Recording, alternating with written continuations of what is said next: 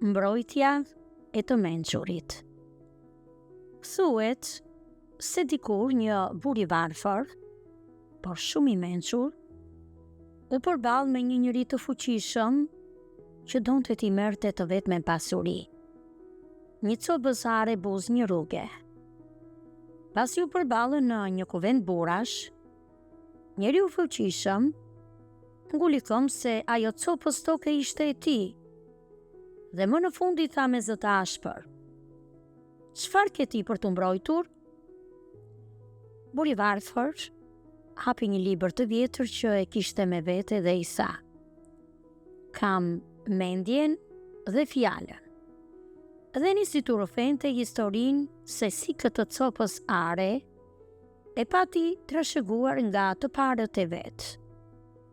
Të gjithë në fillim qeshën, por kur dëgjuan të gjithë historinë, të rrëfyer qetë dhe me mençuri, nuk folën asnjë fjalë.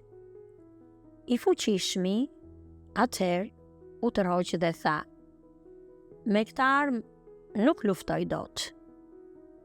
Dhe qysh nga ajo ditë, njerëzit nisën të përdornin shprehjen: libri është arma e të mençurit.